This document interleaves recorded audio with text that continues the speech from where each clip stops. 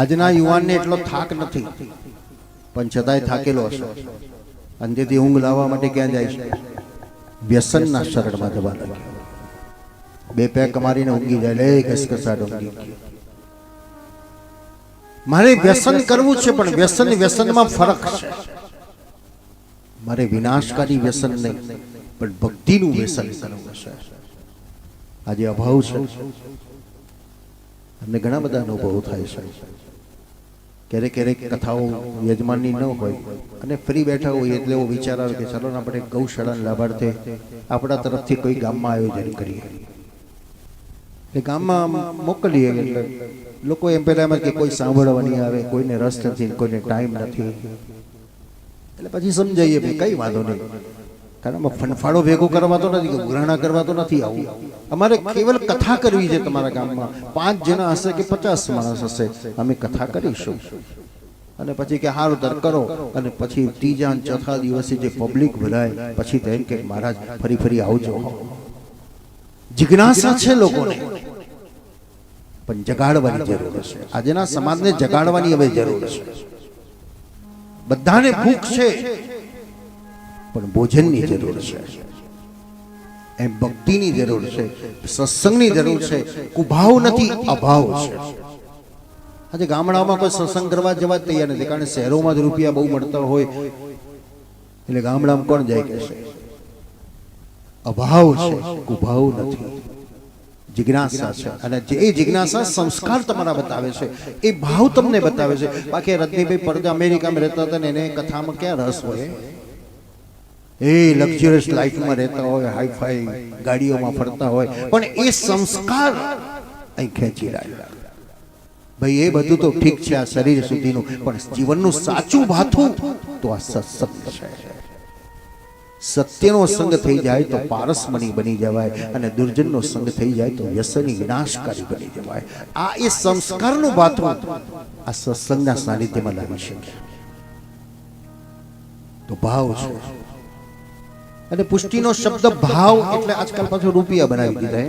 એ આ સ્વભાવ, આનો સ્વભાવ, આનો સ્વભાવ એટલે કે આટલા રૂપિયા, આટલા રૂપિયા. અહીં ભાવ એટલે હૃદયનો ભાવ.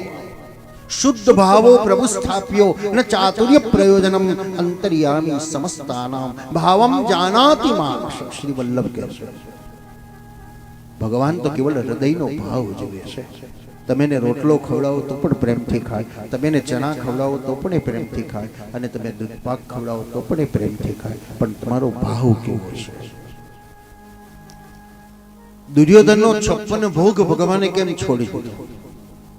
બોલો, આપણે છોડી? આપણે તો 10 જણની કંકોત્રી આવી છે તો પહેલું જોઈએ ભાઈ કોને ત્યાં કેટલી આઈટમો હશે. ભગવાને દુર્યોધનનો 56 ભોગ છોડી દીધો ને કોને ઘેર જઈને ભોજન કર્યું? વિદુરજીને ઘેર જઈને ભોજન કર્યું. જગતને પ્રમાણ બતાવ્યું, હું ભૂખ્યો છું, હું ભોગ ભૂખ્યો નથી, હું પ્રેમ ભૂખ્યો છું. સબસે ઊંચી પ્રેમ સગાઈ છાત વિદુર ઘેર સગાઈ. પ્રેમ. અને ભગવાન પ્રેમ ભૂખ્યો છે. તમે એને ચણા આપો તો પણ આરોગી લે. શ્રીમદ ભાગવત વ્યાસજીએ 18 પુરાણોની રચના કરી, 4 વેદોની રચના કરી, પણ વ્યાસજીને સંતોષ ન થયો. તો ચતુશ્લોકી શ્રીમદ ભાગવતનો ઉપદેશ થયો. 4 શ્લોકનું ભાગવત છે. દ્વિતીય સ્કંદમાં 1 શ્લોકમાં આખું ભાગવત બતાવ્યું છે. અત્ર સર્ગ વિસર્ગશ્ચ મન્વંતરેશાનો કથા નિરોધા મુક્તિરાશ્રિતઃ. બોલો, આમાં આપણને શું સમજણ પડી? એટલે પરીક્ષિત પણ કન્ફ્યુઝ થઈ ગયો, મહારાજ આ શું તમે બોલ્યા? અત્ર તત્ર વિસર્ગ સ્થાન મન્વંતરીશ અનુકથા આશ્રય. 10-11 સ્કંદની કથા 1 શ્લોકમાંથી કહી દીધી. પણ પરીક્ષિત કીધું મહારાજ મને વિસ્તારથી સમજાવો. એમ 4 શ્લોકની કથા વ્યાસજીએ વિસ્તાર કર્યો અને 4 શ્લોકમાંથી 18,000 શ્લોકો કર્યા. આપણે કેટલાક લોકો શહેરમાં ગયા હોય એમ કે ભાઈ હું ગામડામાંથી નીકળ્યો ત્યારે 1 રૂપિયો લઈને નીકળ્યો હતો. આજે 1 રૂપિયામાંથી મેં કરોડો રૂપિયા કરી દીધા. 11 ના દિવસે મોરૈયાની એક જ આઈટમ છે, પણ આપણી બહેનોએ કેટલી બધી મોરિયાની વેરાયટીઓ બનાવી. મોરિયા નાડવો, મોરિયાના ઉત્તપમાં, મોરિયાના ઢોકળા, મોરિયાનો શીરો, મોરિયાની ખીચડી. બસ નામ બદલાતું જાય, અંદર તો મોરિયો તો છે. એમ વ્યાસજીએ 4 શ્લોકમાંથી 18,000 શ્લોકોનું રચના કરી.